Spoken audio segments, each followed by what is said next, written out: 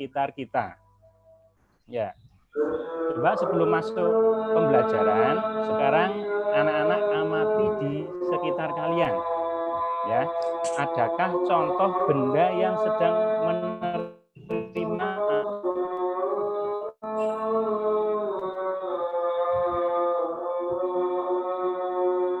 Sudah jelas, Pak.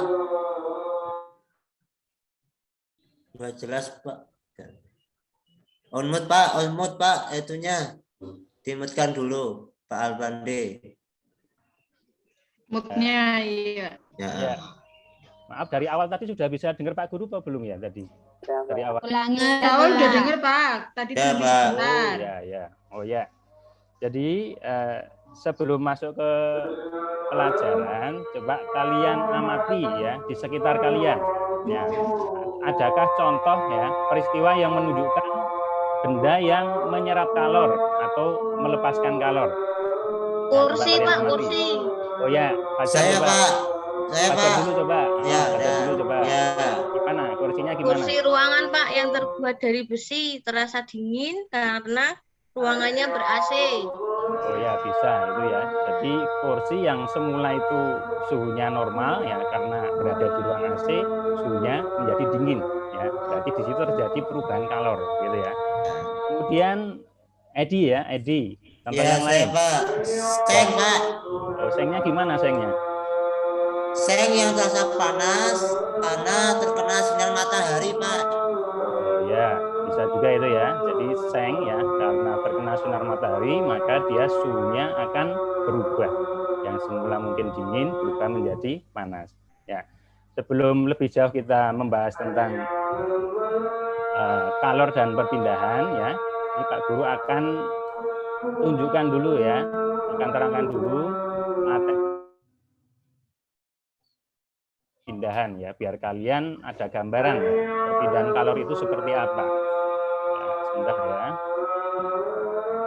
Pak Guru buka dulu gambarnya. Ya. Coba apakah sudah muncul? Muncul? Ya. Panas dan perpindahannya. Nanti dalam subtema 2 ini yang akan kita bahas adalah tentang panas ya, tentang konduksi, konveksi dan radiasi. Nah, apakah itu konduksi, konveksi, radiasi akan kita bahas nanti gitu ya. Panas atau kalor ya, panas kalor itu sama ya, adalah energi yang dapat berpindah dari satu benda ke benda lain karena perbedaan suhu ya. Jadi kalau suhunya itu sudah sama maka tidak terjadi perpindahan kalor ya. Syarat terjadi perpindahan kalor suhunya harus berbeda. Ya. Ya. Coba dari gambar ini ya. Di situ menggambarkan perpindahan kalor ya. Kalor itu berpindah dari suhu yang bagaimana ke suhu yang bagaimana. Ada yang tahu? Berdasarkan gambar itu ada yang bisa ya memprediksi gimana kira-kira? Ada yang tahu? Ya, kalor itu berpindah dari benda yang suhunya tinggi ke benda yang suhunya lebih rendah. Nah, paham ya? Berikutnya, pengaruh panas terhadap suhu zat. Ya. Jika suatu zat menyerap kalor atau panas, maka suhu benda akan naik. Itu ya, misalkan kita memanasi air ya, maka suhu airnya tentu akan naik. Dan sebaliknya, jika suatu zat itu melepas panas atau kalor, maka suhunya akan turun. Ya. Contohnya apa? Benda yang suhunya turun. Ya. Ada yang tahu? Air panas dibiarkan, Mbak. Ali mungkin? Air panas dibiarkan, Mbak. Oh, air panas dibiarkan ya. Air panas mula-mula suhunya 100 dibiarkan suhunya turun ya. Jadi 50, 30 dan sebagainya. Atau mungkin yang lebih terasa, lebih jelas itu kita masukkan benda ke dalam freezer ya. Benda yang suhunya 27 derajat masukkan freezer, maka nanti mungkin tunggu 5 menit, 10 menit suhunya akan berubah drastis ya menjadi dingin gitu ya. Rendah, Pak. Ya. Ya, Pak. Terus berikutnya ya, jenis-jenis penghantar panas ya. Jadi benda berdasarkan kemampuannya untuk menghantarkan panas itu dibedakan menjadi 2, yaitu apa? Benda konduktor yang pertama. Apa itu benda konduktor? Benda konduktor adalah benda yang mudah dan cepat menghantarkan panas, gitu ya. Nah, contohnya apa?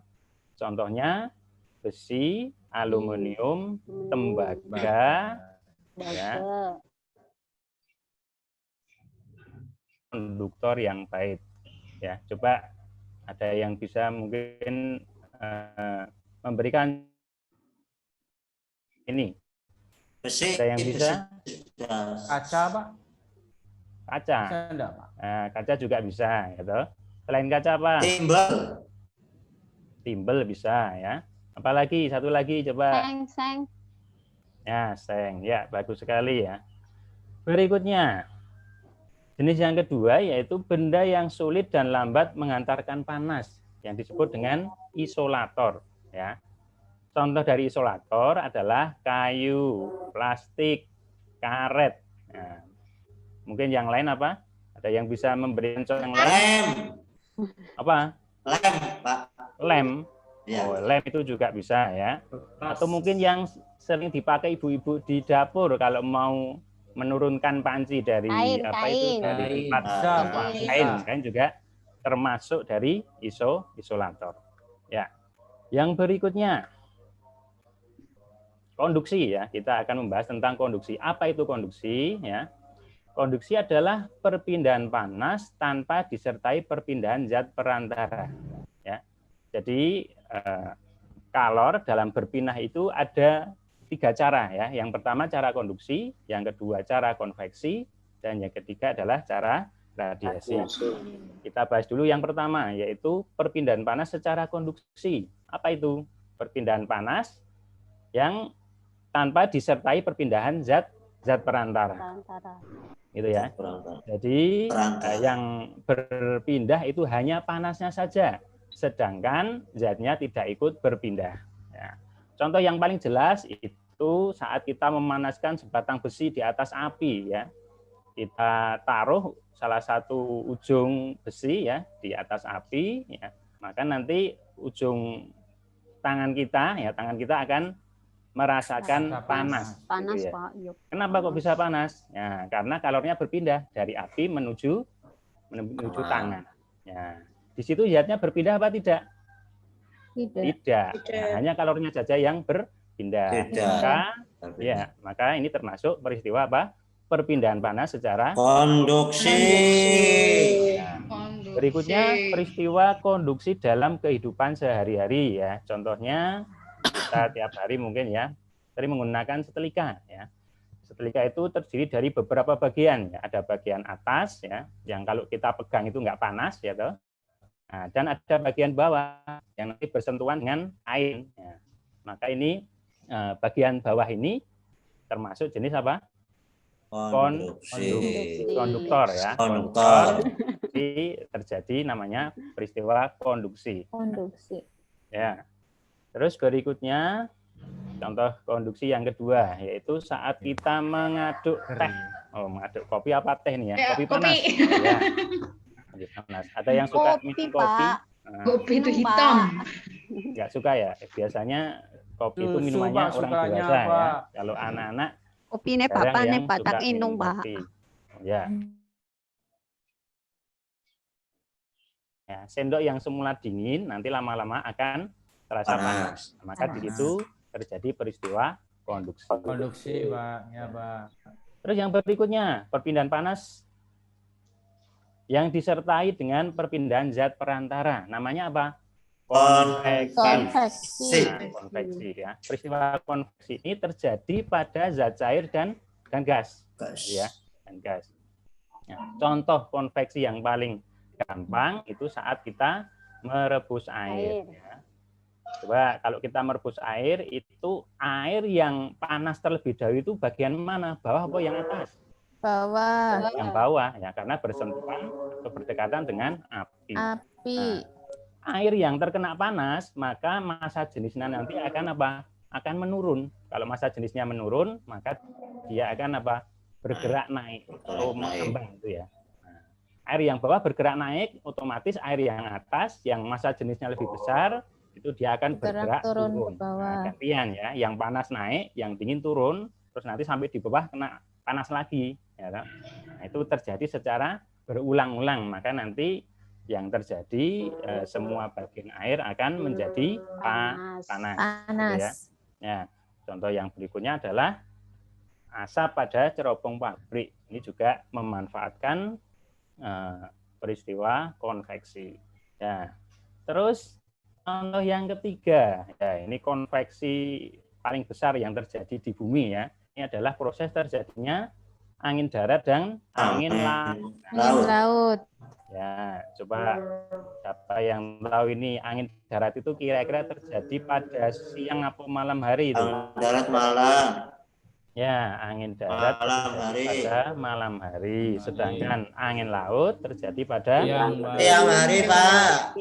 Dengan adanya angin darat, maka ini bisa dimanfaatkan oleh nelayan untuk pergi berlayar, ya, menuju ke tengah laut mencari ikan, ya. Sedangkan angin laut yang terjadi pada siang hari bisa dimanfaatkan untuk kembali lagi ke daratan, kembali pulang. Ya. Terus berikutnya perpindahan panas tanpa memerlukan zat perantara atau disebut dengan radiasi. Nah, radiasi. Yang paling gampang itu saat kita menyalakan api unggun, terus kita mendekatkan tangan kita ya tanpa menyentuh api, maka tangan kita merasakan panas. Ya, padahal di situ nggak ada besi, nggak ada apa ya, nggak ada airnya gitu. Tapi kok bisa hangat? Nah, maka ini perpindahan panasnya ini tanpa melalui zat perantara, disebut dengan radiasi. Ya, contoh yang berikutnya radiasi ya saat kita menjemur pakaian ya. Pakaian kita dijemur bisa kering. Kenapa kok bisa kering? Karena mendapatkan panas. Panas dari mana? Sinar matahari. Sinar matahari. Ya, padahal matahari itu jaraknya jauh sekali. Ada yang tahu berapa jarak matahari ke bumi? Sekitar berapa? Jauh. sekali. 1 meter kali, Pak. 1 meter kali. Iya, 1 meter. Bukan banyak itu ya. Sekitar 150 juta kilometer. Padahal ya, terus di angkasa itu tidak ada yang namanya air, nggak ada yang namanya udara. Yang ada apa? Ada ruang hampa. Tapi ternyata panas dari matahari tetap bisa sampai ke bumi. Nah, artinya apa? Artinya panas dari matahari sampai ke bumi itu tidak membutuhkan zat perantara, itu yang disebut dengan radiasi. Nah, contoh yang terakhir ini peristiwa radiasi ini bisa dimanfaatkan untuk menetaskan telur ya. Telur itu kalau diangeti ya nanti selama 20 hari kalau nggak salah nanti bisa menetas ya tanpa harus dirami induknya. Ya. Berikutnya ya, kegiatan kalian pada hari ini kita nanti akan melakukan percobaan ya, percobaan tentang peristiwa konduksi dan radiasi ya. Jadi konveksi enggak usah dulu ya, itu nanti untuk pertemuan berikutnya ya. Coba sebelum kita percobaan kalian bagi dulu kelompoknya. Ya, oh ya, pakai kelompok yang kemarin saja ya, ini sudah Pak Guru tentukan ya. Untuk kelompok 1 anggotanya Fajar, Ice, Husnul, Yudi, Sarwani. Kelompok 2, Zuli, Edi, Tri, dan Fitroton. Kelompok 3, ya, Pak. K, Fitri, Rahmat, dan Ali. Ya, nah, Pak. coba sekarang kalian bergabung sesuai kelompok masing-masing. Iya, Pak. Nah, sudah ya? Mbak Yuli, cepat nih. Ya. Nomor 1 ini Bapak ini. Ya. Berikutnya ini Pak Guru bagi dulu ya lembar ini tugas yang harus kalian kerjakan, percobaan yang harus kalian lakukan ya. Ini Pak Guru terangkan dulu ya. Oh ya, ini dibagikan dulu, tolong Edi ini bagikan pada temennya ya. Satu kelompok satu saja. Siap. Ya, makasih. Ya, Sudah, Pak. semua sudah ya.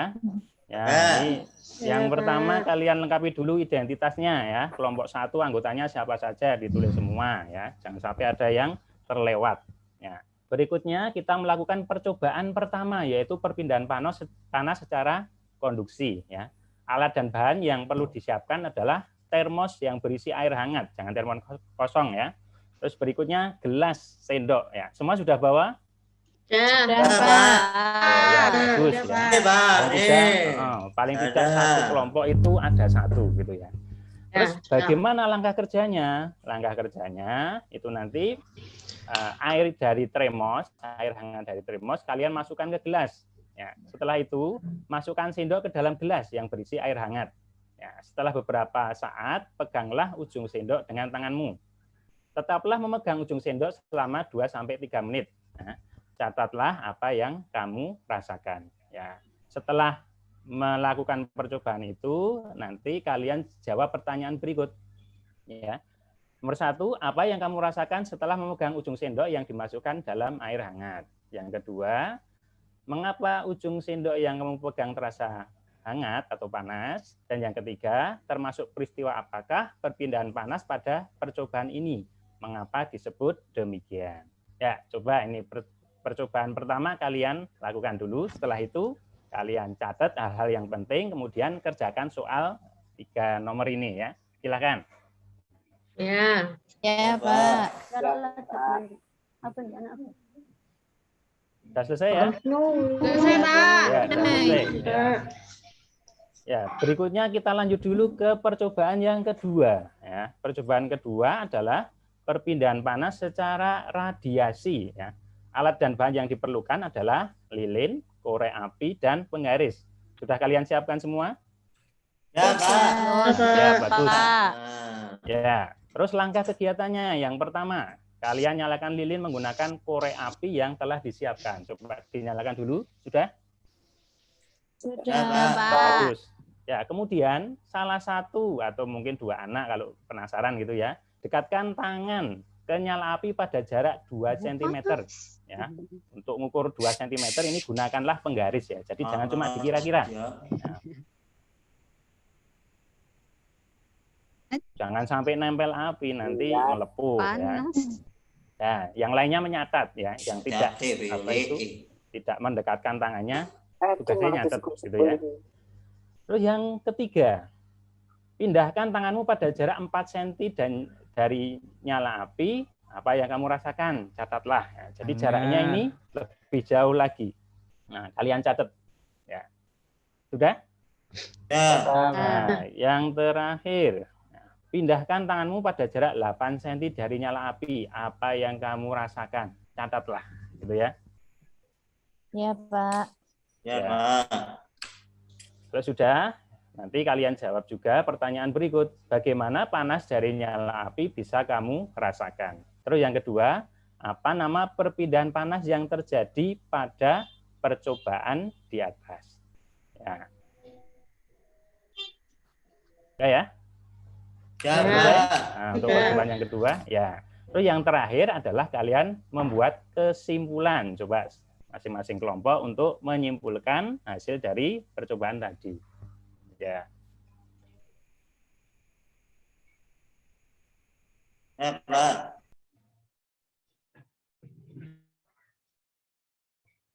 Sudah selesai. Pak. Ya.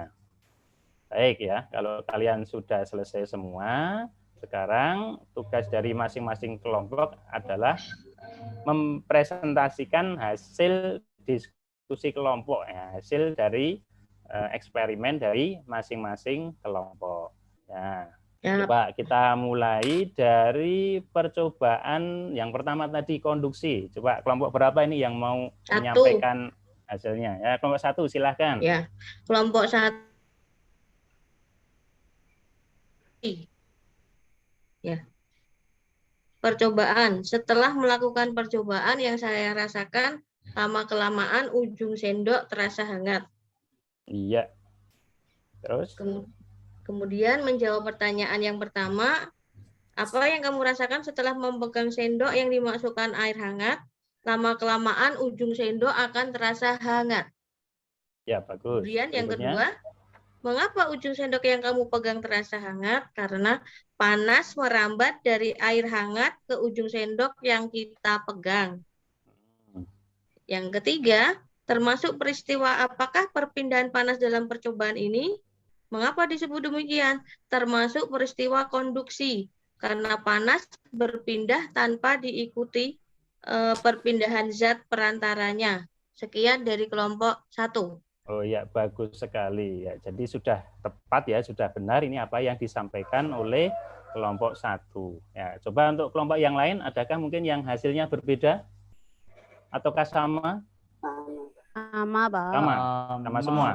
Oh ya. Iya. Ya udah, kalau sama kita lanjutkan hasil diskusi dari percobaan yang kedua. Ini mau kelompok berapa ini yang memberikan presentasinya terlebih dahulu? Kelompok berapa?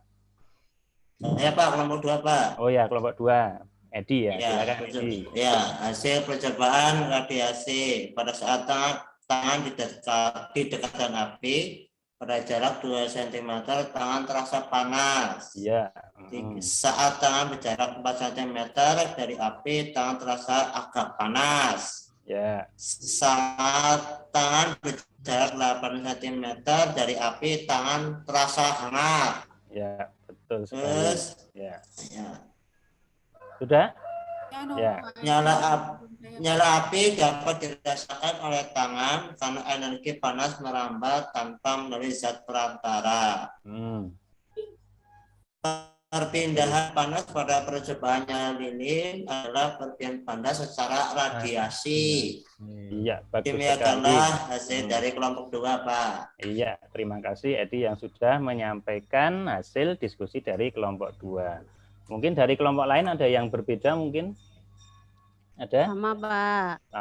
Sama semua. Oh ya. Sama. Kalau sudah sama ya, kita lanjut ke yang terakhir yaitu kesimpulan. Ya, kesimpulan. Tadi sudah kelompok 1 dan 2 yang menyatakan hasil diskusinya, berarti kesimpulannya ini bagiannya kelompok 3. Coba dibacakan. Ya, Pak, saya, Pak. Kesimpulan. Oh ya, silakan. Oke, kesimpulan untuk konduksi yaitu peristiwa konduksi yang berpindah hanya energi kalornya, sedangkan zat perantaranya tidak ikut berpindah. Iya. Untuk radiasi, perpindahan kalor tanpa melalui zat perantara. Iya. Ngeten, Pak. Oh iya, ya bagus sekali ya. Jadi seperti itu. Ya, terima kasih untuk yang sudah menyampaikan ya hasil diskusinya. Ya, semuanya pinter-pinter ya ini. Semua bisa menjawab dengan benar. Ya. Ini Pak Guru ulangi lagi ya. Kesimpulan dari percobaan kita pada hari ini ya tentang konduksi dan tentang radiasi. Ya. Konduksi adalah peristiwa berpindahnya energi kalor ya, dan yang berpindah itu hanya kalornya saja ya, sedangkan zat perantaranya tidak ikut berpindah.